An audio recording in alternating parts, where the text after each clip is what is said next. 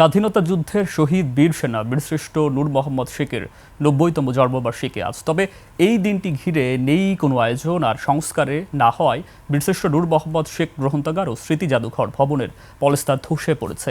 কয়েক বছর ধরে গ্রন্থাগারটিতে নেই কোনো লাইব্রেরিয়ান। বসতভিটায় নির্মিত স্মৃতিস্তম্ভ চত্বরটিও ভেঙে গেছে।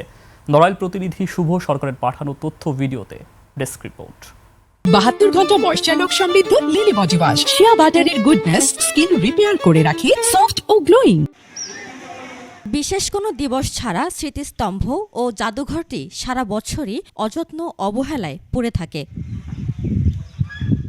নেই নিরাপত্তা বেষ্টনী, অতিথিদের বিশ্রাম নেওয়ার মতো কোনো সুব্যবস্থা। ফলে শহীদ বীরশ্রেষ্ঠ ল্যান্স নায়েক নূর মোহাম্মদ শেখের স্মৃতিস্তম্ভ দেখতে আসা দর্শনার্থীদের অভিযোগের যেন শেষ নেই। জাতির এরকম একজন শ্রেষ্ঠ সন্তান, তার স্মৃতিস্তম্ভ এভাবে চরম দুরবস্থা অব্যবস্থাপনার মধ্যে তো থাকবে, আসলে এটা আমাদের জন্য খুব কষ্টকর। অনেক বছর হচ্ছে এখানে আমরা যারা ট্রাস্টের সদস্য আছি আমাদেরকে নিয়ে কোনো মিটিং হয় না, আমাদেরকে নিয়ে কোনো বিশেষ কোনো ব্যবস্থা নেই।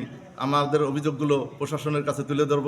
সীমানা প্রাচীর না থাকায় অবাধে প্রবেশ করছে গবাদি পশু। দর্শনার্থীদের জন্য নেই বিশুদ্ধ খাবার পানির সুব্যবস্থা। সাইড দিয়ে একটা বাউন্ডারি থাকলে কিংবা পানি খাওয়ার কোনো সুব্যবস্থা নেই, লোকজন এসে বসবে এরম কোনো সুব্যবস্থা নেই।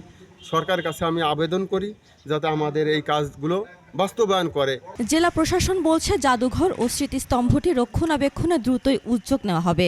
এলাকার লোকজনের সাথে কথা বলে মনে হয়েছে যে স্মৃতি জাদুঘরটা আছে সেটা সংরক্ষণ বা সংস্কার করা দরকার। আর তার যে স্মৃতিফলকটা আছে সেই স্মৃতিফলকের চতুর্দিকের বাউন্ডারির অভাবে সেটা নষ্ট হয়ে যাচ্ছে। বীরশ্রেষ্ঠ নূর মোহাম্মদ শেখের স্মৃতি সংরক্ষণে কার্যকর উদ্যোগ চায় স্থানীয়রা। উপমা রায়, ডেস্ক রিপোর্ট, ২১ টেলিভিশন।